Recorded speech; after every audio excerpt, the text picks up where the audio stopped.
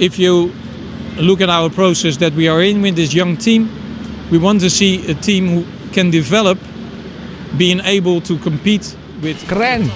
Kita sedang bicara tentang Albert Stuivenberg, mantan pelatih Akademi Feyenoord yang sekarang duduk di bench Arsenal, tepat di samping Arteta.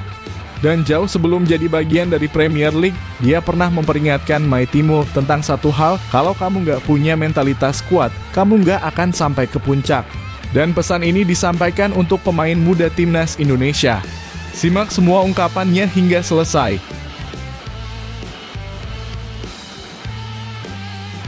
Akhirnya, yang ditunggu-tunggu datang juga. Pemain muda yang dijuluki AA Bandung dari Belanda, Mauro Zijlstra, resmi menginjakkan kaki di tanah air. Dan kali ini bukan buat liburan, tapi buat memenuhi panggilan Ibu Pertiwi. Nama Mauro Zijlstra udah lama masuk radar pecinta sepak bola Indonesia. Tapi butuh waktu, proses, dan kesabaran sampai akhirnya momen ini benar-benar terjadi. Dia datang, siap jalani proses naturalisasi dan siap bela merah putih. Simak prosesnya hingga selesai.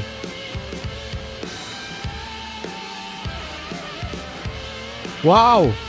Ketika seorang pemain muda berbakat berdarah Belanda Indonesia tiba-tiba memutuskan untuk membela timnas, Garuda dunia sepak bola Eropa pun ikut menoleh. Namanya Emiliano Jonathans. Baru 21 tahun, tapi keputusannya bikin geger. Bukan hanya di Indonesia, tapi juga di negeri asalnya, Belanda. Karena bukannya menunggu peluang di timnas Belanda, Emiliano justru memilih untuk dinaturalisasi dan membela Indonesia. Lalu, bagaimana reaksi orang-orang Belanda? Marah? Kecewa? Atau justru mendukung? Yuk kita bongkar bareng kisah mengejutkan ini. Serta beberapa berita timnas Indonesia hari ini. Selengkapnya hanya di Zona Timnas Indonesia.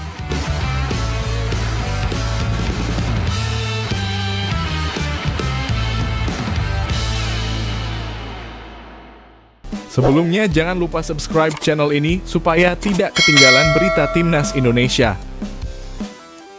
Keren! Kita sedang bicara tentang Albert Stuivenberg, mantan pelatih Akademi Feyenoord yang sekarang duduk di bench Arsenal, tepat di samping Arteta. Dan jauh sebelum jadi bagian dari Premier League, dia pernah memperingatkan My Timo tentang satu hal, kalau kamu nggak punya mentalitas kuat, kamu nggak akan sampai ke puncak. Dan pesan ini disampaikan untuk pemain muda timnas Indonesia. Simak semua ungkapannya hingga selesai. Rafael My Timo lahir dan besar di Rotterdam, Belanda. Sejak usia 8 tahun dia sudah jadi bagian dari akademi ternama Feyenoord, tempat yang juga melahirkan nama-nama seperti Robin van Persie, Wesley Sneijder, dan Arjen Robben. Bayangkan di usia belasan tahun My Timo sudah satu lapangan dengan para calon legenda. Main bareng Van Persie satu angkatan sama Sneijder dan bersaing langsung dengan Robben. Semua orang bilang dia punya bakat. Bahkan pelatih-pelatih akademi mengakuinya. Tapi ada satu orang yang melihat lebih dalam Albert Stuivenberg, sang pelatih kepala akademi waktu itu. Di tengah pujian dan ekspektasi besar, Albert Stuivenberg justru memberikan peringatan keras kepada My Timo. Dia bilang, dan ini kutipan langsung dari My Timo sendiri, dengan mentalitasmu saat ini, kamu nggak akan berhasil di level tertinggi. Kalimat itu mungkin terdengar keras. Tapi ternyata justru itu adalah kalimat paling jujur yang pernah My Timo terima. Saat itu My Timo belum benar-benar paham maksudnya. Tapi sekarang ia bilang, saya sadar, dia benar. Peringatan ini datang dari sosok pelatih yang saat ini jadi bagian dari tim pelatih Arsenal, mendampingi Mikel Arteta setiap minggu menghadapi tekanan Premier League. Artinya Stuivenberg tahu apa yang dia bicarakan. Pertanyaannya sekarang, apa sih sebenarnya yang dimaksud dengan mentalitas? Bukannya yang penting skill, teknik, dan taktik? Ternyata nggak cukup. Di level top sepak bola, yang membedakan pemain biasa dengan pemain elite adalah kemampuan untuk bertahan di tengah tekanan, fokus dalam kompetisi ketat, disiplin dalam latihan, dan nggak cepat puas dengan pencapaian awal. Menurut My Timo, dia punya skill, punya teknik, bahkan mewakili timnas junior Belanda. Tapi yang kurang, mentalitas. Bertahun-tahun setelah itu, ketika menyaksikan teman-teman satu angkatannya bersinar di Piala Dunia dan Liga Champions seperti Robben, Sneijder, dan Van Persie, Maitimo merenung. Kalau saja aku punya ketahanan mental sejak muda, mungkin aku juga bisa main di level tertinggi, katanya. Inilah yang seringkali tidak diajarkan di akademi, bagaimana menghadapi kegagalan, bagaimana terus termotivasi, dan bagaimana menjaga sikap di luar lapangan. Meskipun tidak mencapai puncak di Eropa, perjalanan Maitimo tidak bisa dibilang gagal. Ia justru menemukan versi terbaik dirinya di Asia, terutama Indonesia. Bermain untuk tim-tim besar seperti Persib Bandung dan bahkan membela timnas Indonesia, Maitimo menjadi figur penting. Ia jadi idola, jadi panutan. Salah satu momen yang paling dia kenang adalah saat melawan mantan rekan-rekannya dari Belanda dalam pertandingan persahabatan tahun 2013. Momen itu bukan sekadar reuni, tapi pembuktian bahwa ia masih mampu bersaing di level tinggi meskipun dengan jalur berbeda. Di Persib, Maitimo juga berkesempatan bermain bersama dua legenda sepak bola dunia, Michael Essien dan Carlton Cole. Kedua mantan pemain Chelsea itu datang ke Indonesia di penghujung karier mereka. Maitimo mengaku perannya saat itu adalah membantu mereka menyesuaikan diri dengan gaya bermain dan budaya sepak bola Indonesia. Menurutnya, pengalaman itu sangat berharga. Kami sering ngobrol, cerita soal pengalaman mereka di Eropa, dan mereka juga penasaran dengan Indonesia. Sayangnya sekarang udah jarang kontak, tapi waktu itu seru banget, kata Maitimo. Kisah Maitimo ini bukan hanya soal kegagalan dan keberhasilan, tapi soal pembelajaran yang mahal yang bisa jadi panduan untuk pemain muda Indonesia hari ini. Fakta bahwa pelatih sekelas Albert Stuivenberg pernah mengidentifikasi masalah mentalitas sejak dini harusnya jadi alarm. Artinya, bukan cuma Maitimo. Bisa jadi banyak pemain muda Indonesia yang mengalami hal serupa. Kalau Indonesia ingin punya pemain yang bersaing di level top dunia, maka pembentukan mental harus dimulai dari sekarang. Disiplin, fokus, tahan banting, gak cepat puas. Pada akhirnya, ramalan Albert Stuivenberg terbukti. Maitimo memang tak sampai ke puncak Eropa, tapi dari kisahnya kita belajar bahwa bakat saja tidak cukup. Dan kini Stuivenberg melanjutkan kariernya di salah satu klub terbaik dunia, Arsenal, sebagai asisten Mikel Arteta. Sebuah bukti bahwa insting dan penilaiannya terhadap pemain benar-benar tajam. Semoga lewat cerita ini, para pemain muda Indonesia bisa belajar satu hal, bahwa kerja keras, mental baja, dan ketahanan dalam tekanan bisa jadi lebih penting dari sekadar bakat alami.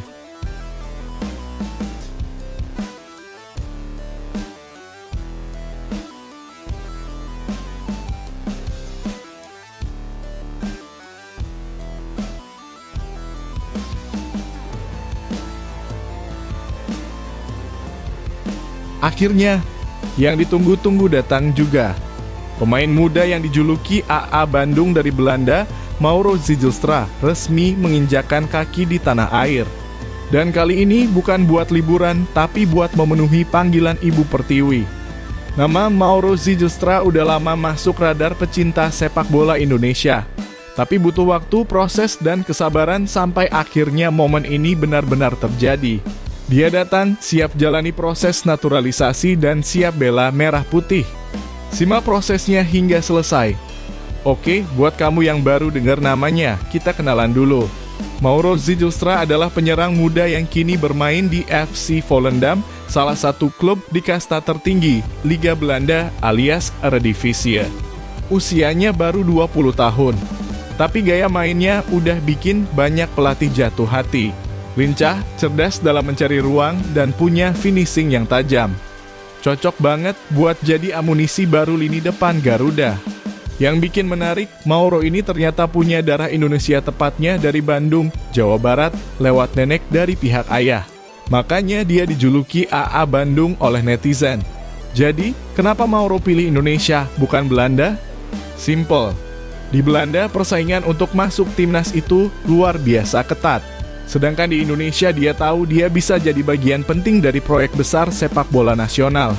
Apalagi sekarang, PSSI dan pelatih Patrick Kluivert sedang membangun skuad masa depan. Mauro punya semua modal untuk jadi bintang utama. Dan yang keren, Mauro nggak sekadar ikut tren naturalisasi. Ia memang benar-benar punya keterikatan emosional. Dia tahu asal-usulnya dan dia bangga bisa kembali ke akar budayanya.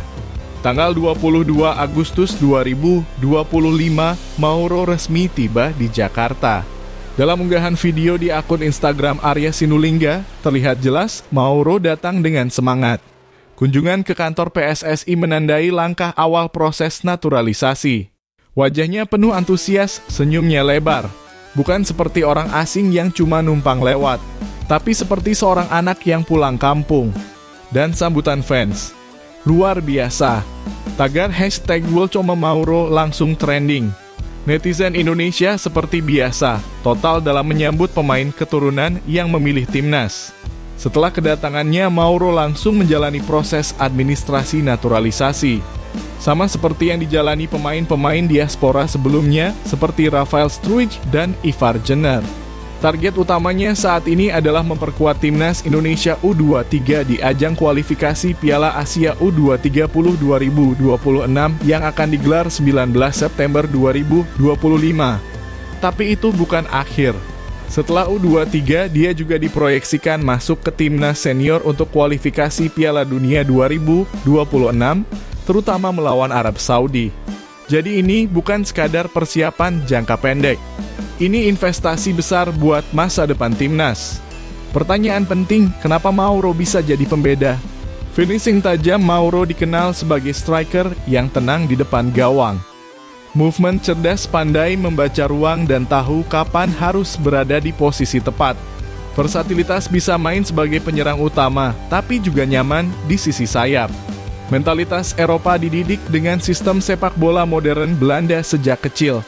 Kalau semua potensi ini bisa dimaksimalkan, Mauro bisa jadi aset berharga buat timnas, bukan hanya di Asia Tenggara, tapi di level Asia dan dunia. Menariknya lagi, Mauro datang di saat timnas Indonesia masuk ke fase baru era Patrick Kluivert. Pelatih asal Belanda yang paham betul bagaimana cara mengelola talenta muda. Mauro dan Kluivert sama-sama berasal dari sistem sepak bola yang sama. Mereka bicara bahasa yang sama dari sisi taktik dan filosofi. Kombinasi ini bisa jadi senjata andalan Indonesia di kualifikasi Piala Dunia 2026. Dengan gaya main menyerang, cepat, dan penuh energi, Mauro Zijlstra cocok untuk strategi Kluivert. Di media sosial, kedatangan Mauro disambut dengan komentar hangat. Banyak yang menyebut ini sebagai transfer terbaik timnas tahun ini. Akhirnya AA Bandung datang juga. Welcome home, Mauro. Timnas bakal makin garang. Struijk di kiri, Zijlstra di tengah, Marcelino di belakang. GG banget. Semoga prosesnya lancar dan bisa langsung gas di kualifikasi Asia U23 nanti. Dukungan dari fans adalah bahan bakar utama semangat para pemain diaspora. Dan Mauro merasakannya sejak hari pertama di Indonesia. Darah Bandung mengalir di tubuhnya. Tapi mimpinya lebih besar dari sekadar kota kelahiran neneknya. Mauro datang bukan cuma untuk bermain bola, tapi untuk memberi harapan, inspirasi, dan kekuatan baru untuk Garuda. Kini bola ada di tangan PSSI dan tim pelatih. Proses naturalisasi harus cepat dan tepat, karena pemain seperti Mauro Zijlstra tidak datang setiap hari. Selamat datang di rumah AA Bandung. Semoga kamu bisa jadi simbol generasi baru timnas Indonesia muda, tajam, dan bangga pakai merah putih di dada.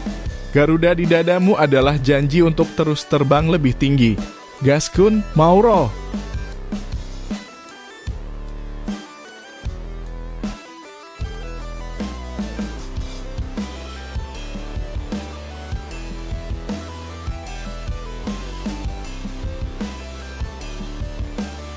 Wow! Ketika seorang pemain muda berbakat berdarah Belanda Indonesia tiba-tiba memutuskan untuk membela timnas, Garuda dunia sepak bola Eropa pun ikut menoleh. Namanya Emiliano Jonathans. Baru 21 tahun, tapi keputusannya bikin geger. Bukan hanya di Indonesia, tapi juga di negeri asalnya, Belanda. Karena bukannya menunggu peluang di timnas Belanda, Emiliano justru memilih untuk dinaturalisasi dan membela Indonesia. Lalu, bagaimana reaksi orang-orang Belanda? Marah? Kecewa? Atau justru mendukung? Yuk kita bongkar bareng kisah mengejutkan ini. Miliano Jonathans adalah pemain muda yang kini memperkuat FC Utrecht. Sebelumnya dia pernah bermain untuk klub ternama Eredivisie, Vitesse Arnhem. Dia lahir dan besar di Belanda. Namun, darah Indonesia mengalir di dalam dirinya. Dan belakangan nama Miliano makin sering terdengar di kalangan pecinta sepak bola tanah air. Kenapa? Karena dia resmi menjalani proses naturalisasi untuk membela timnas Indonesia. PSSI sendiri sudah mengonfirmasi bahwa prosesnya sedang berjalan. Ketua Umum PSSI Erick Thohir bahkan sudah menyerahkan dokumen ke Menpora. Begitu kabar naturalisasi ini mencuat, media Belanda langsung bereaksi. Salah satunya adalah Voetbal Primeur, media sepak bola yang cukup ternama di sana. Menurut laporan mereka, Miliano sebenarnya masih punya peluang bermain untuk timnas Belanda, setidaknya di level U-Strip 21 alias Jong Oranje. Dia bahkan dikabarkan sempat masuk dalam daftar pantauan KNVB. Artinya Belanda sebenarnya belum sepenuhnya menutup pintu buat dia. Tapi Miliano memilih jalur yang berbeda. Bukan oranye tapi merah putih. Banyak yang terkejut. Tapi kalau kita telisik lebih dalam keputusan Miliano, sebenarnya cukup masuk akal. Di Belanda, kompetisi antar pemain muda sangat ketat. Bahkan pemain yang rutin tampil di Eredivisie belum tentu dilirik timnas. Sementara Miliano meskipun punya potensi, belum pernah sekalipun membela timnas kelompok usia Belanda. Nah, di sisi lain, timnas Indonesia justru sangat membutuhkan pemain seperti Miliano. Gaya main cepat, teknik bagus, dan bisa jadi pembeda di lini serang. Jadi peluang untuk tampil reguler jauh lebih besar. Nah, ini dia yang menarik reaksi dari netizen Belanda ternyata cukup mengejutkan. Banyak yang justru mendukung keputusan Miliano. Anak itu sudah 21 tahun dan belum pernah bermain untuk Jong Oranje. Kemungkinan besar, dia juga nggak akan pernah dipanggil ke tim senior. Jadi keputusan dia memilih Indonesia benar-benar tepat. Swarming dia nggak punya jaminan jadi starter di Oranje dan dia tahu itu. Di Indonesia, dia bisa jadi bintang. Bahkan dipuja layaknya dewa. Kenapa enggak? Kitschloos komentar ini menunjukkan bahwa masyarakat Belanda sebagian besar cukup realistis. Mereka mengakui jalan Miliano ke Oranje sangat sulit. Dan memilih Indonesia adalah langkah yang logis. Meski banyak dukungan, tetap saja ada suara-suara sumbang. Beberapa netizen menyayangkan keputusan Miliano. Mereka menilai KNVB terlalu lambat memantau talenta diaspora seperti dia. KNVB harus mulai lebih serius melihat pemain-pemain keturunan. Kita sudah kehilangan banyak. Bahkan ada yang menyebut bahwa FC Utrecht mungkin tidak senang dengan keputusan ini, meskipun tidak dijelaskan alasannya. Bisa jadi karena jadwal FIFA Matchday di Asia bisa bentrok dengan Liga Belanda, atau karena perjalanan jauh dan risiko cedera. Oke, sekarang kita balik ke Miliano sendiri. Apa sih yang dia dapat dari memilih Indonesia? Peluang jadi starter di timnas disambut sebagai pahlawan oleh supporter Garuda, bermain di Piala Asia, kualifikasi Piala Dunia, dan menjadi wajah baru generasi emas timnas Indonesia.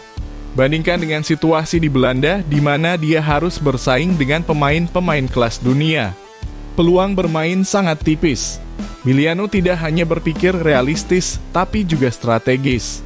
Karier internasional adalah sesuatu yang bisa menaikkan nama dan nilai pasar pemain. Keputusan Miliano ini juga tak lepas dari strategi besar PSSI dan Erick Thohir dalam membangun tim nasional yang lebih kompetitif. Setelah sukses membawa naturalisasi pemain seperti Sandy Walsh, Jordi Amat, Rafael Struijk, dan Saine Patinama, kini Miliano Jonathans menjadi tambahan penting di lini depan. Timnas Indonesia butuh pemain dengan insting menyerang tajam, dan Miliano punya potensi untuk jadi senjata rahasia kita di kualifikasi Piala Dunia 2026. Pada akhirnya, keputusan Miliano Jonathans untuk memilih Indonesia adalah bukti bahwa sepak bola kita makin dilirik oleh pemain diaspora. Dan yang menarik, orang-orang Belanda sendiri banyak yang menganggap keputusannya itu benar. Kini tinggal bagaimana PSSI dan pelatih memaksimalkan potensi Miliano. Apakah dia akan jadi pemain kunci di era Shin Tae-yong? Atau justru hanya jadi pelengkap? Yang jelas satu hal sudah pasti, Garuda tak lagi hanya mengepak sayap di dalam negeri, tapi kini mulai terbang tinggi dengan darah dari Eropa. Selamat datang di rumahmu, Miliano. Ayo buktikan bahwa keputusanmu bukan hanya tepat tapi luar biasa.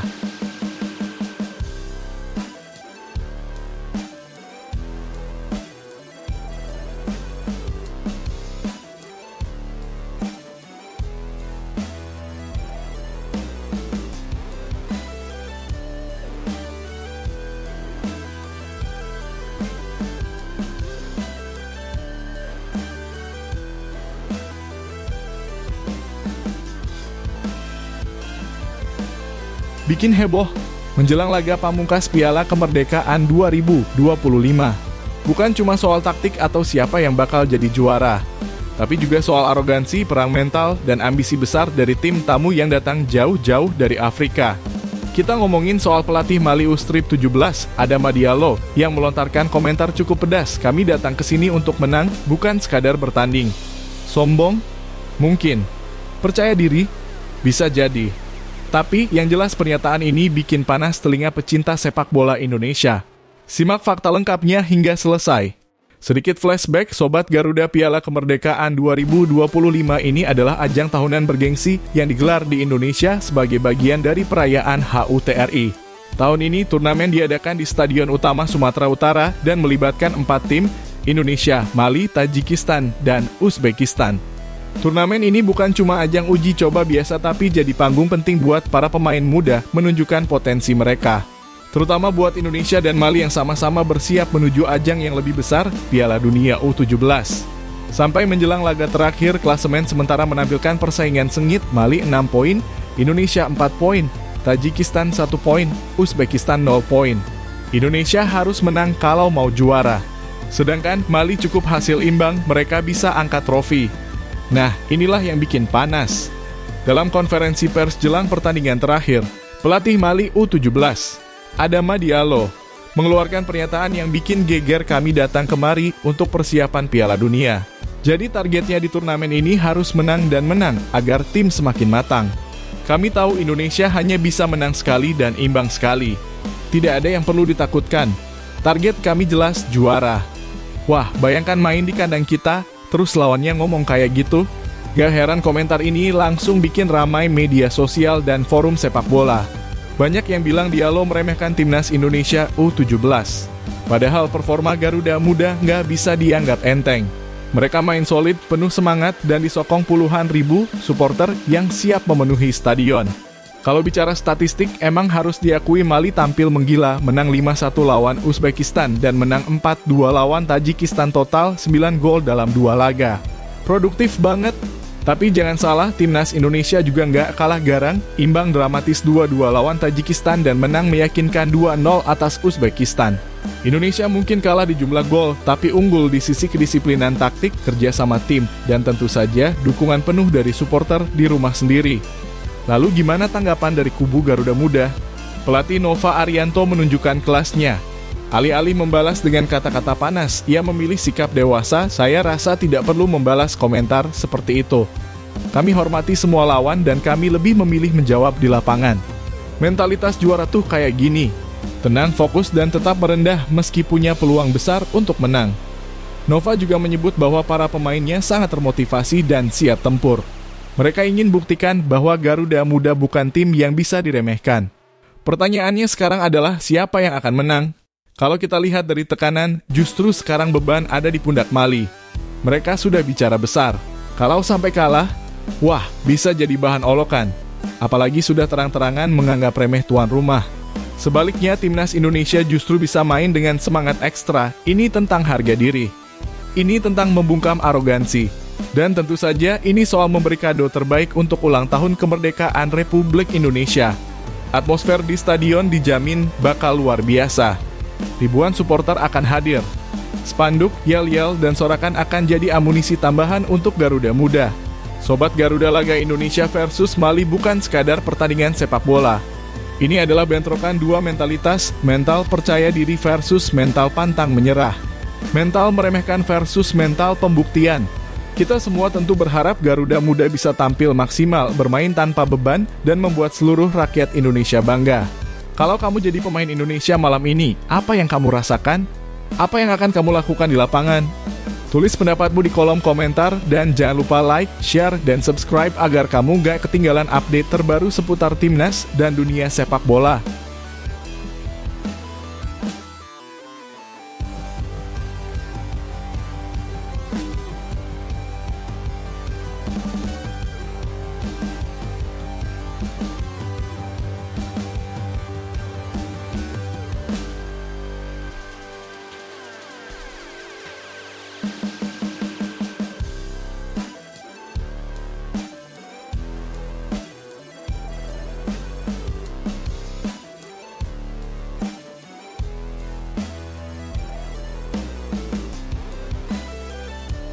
Ini baru mantap.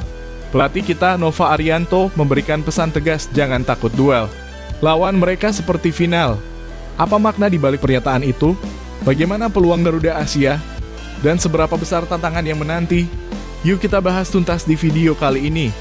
Jangan lupa klik like, subscribe, dan aktifkan lonceng notifikasi supaya kamu nggak ketinggalan info terbaru soal timnas kita. Laga pamungkas Piala Kemerdekaan 2025 akan digelar di Stadion Utama Sumatera Utara pada Senin 18 Agustus. Tepat sehari setelah HUT RI ke-80 dan tentu saja ini jadi momen istimewa bagi seluruh rakyat Indonesia. Timnas Indonesia U17 yang dijuluki Garuda Asia akan menghadapi laga berat menghadapi Mali, tim yang tampil superior di dua laga awal. Di klasemen sementara, Mali duduk manis di puncak dengan 6 poin hasil dari 2 kemenangan besar. Sementara Indonesia berada di posisi kedua dengan 4 poin hasil imbang lawan Tajikistan dan kemenangan atas Uzbekistan. Itu artinya Indonesia wajib menang kalau ingin jadi juara. Hasil imbang, Mali yang akan mengangkat trofi. Perjalanan Indonesia di Piala Kemerdekaan kali ini dimulai dengan hasil yang sedikit mengecewakan. Di laga pertama melawan Tajikistan, Garuda Asia hanya bermain imbang 2-2. Padahal mereka sempat unggul 2-1 sayangnya kecolongan di menit akhir. Namun permainan mulai membaik di laga kedua saat menghadapi Uzbekistan. Dengan cuaca yang lebih bersahabat dan rotasi pemain yang berjalan efektif, Indonesia tampil solid. Hasilnya, kemenangan meyakinkan 2-0 yang menghidupkan peluang juara. Yang menarik, pelatih Nova Arianto mencoba skema rotasi pemain. Dan kabar baiknya, tidak ada perbedaan mencolok antara starter dan pemain cadangan. Artinya, kedalaman skuad Indonesia U17 cukup menjanjikan. Nah, sekarang kita bahas calon lawan Garuda Asia di laga penentuan Timnas Mali U17. Tim ini datang dengan reputasi besar. Mereka adalah salah satu tim terbaik di Afrika dan bahkan melaju jauh di Piala Dunia U17 2025. Di Piala Kemerdekaan kali ini, Mali tampil buas. Di laga pertama, mereka membantai Uzbekistan 5-1. Kemudian, mereka menang lagi atas Tajikistan 4-2. Dalam 2 pertandingan saja, mereka mencetak 9 gol. Ini menunjukkan betapa tajam dan agresifnya lini serang Mali. Mereka punya postur tinggi, kecepatan luar biasa, dan teknik yang solid. Tentu ini jadi tantangan besar bagi lini belakang Indonesia. Pelatih Indonesia, Nova Arianto, paham betul bahwa laga ini tidak akan mudah. Dalam konferensi pers menjelang pertandingan, ia mengatakan Mali adalah tim hebat. Kita tahu itu. Mereka kuat, posturnya besar, skillnya bagus. Tapi saya minta pemain jangan pernah takut.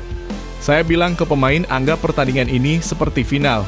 Tunjukkan mental, jangan takut berduel. Pernyataan ini bukan sekadar motivasi, tapi juga strategi mental. Karena saat menghadapi tim sekuat Mali, kunci utama bukan cuma taktik tapi juga mental bertarung. Nova tahu ketika pemain Indonesia berani, percaya diri, dan bermain lepas, mereka bisa mengejutkan siapa saja termasuk tim sekelas Mali. Sekarang kita bahas apa yang bisa jadi kunci kemenangan Garuda Asia. Indonesia harus bermain rapat, kompak, dan disiplin di belakang. Jangan memberi ruang bagi pemain Mali untuk menusuk dari sisi sayap atau melakukan tembakan jarak jauh. Kecepatan serangan balik bisa jadi senjata mematikan. Indonesia punya beberapa pemain cepat yang bisa mengeksploitasi ruang kosong saat Mali terlalu menyerang. Seperti pesan pelatih, jangan takut duel. Jangan minder dengan postur atau label unggulan yang disematkan ke Mali. Bermain di kandang sendiri adalah kelebihan besar. Sorakan puluhan ribu penonton bisa jadi energi tambahan bagi para pemain muda kita. Sobat Garuda, laga Indonesia versus Mali bukan cuma soal siapa yang menang atau kalah. Ini tentang mentalitas, kepercayaan diri, dan harga diri sebagai tuan rumah. Pelatih Nova Arianto sudah memberi pesan yang sangat kuat, jangan takut. Bermainlah seperti final. Sekarang tinggal kita dukung penuh perjuangan Garuda Asia. Jangan biarkan stadion sepi. Banjiri sosial media dengan semangat positif. Tunjukkan bahwa Indonesia adalah negara yang siap bersaing di level manapun. Apakah Indonesia bisa membungkam dominasi Mali dan mengangkat trofi di rumah sendiri? Atau justru Mali yang akan membuktikan status unggulan mereka? Tulis prediksi kamu di kolom komentar. Dan pastikan kamu nonton langsung pertandingan malam ini. Jangan lupa like, share, dan subscribe supaya kamu nggak ketinggalan berita terbaru seputar timnas dan dunia sepak bola.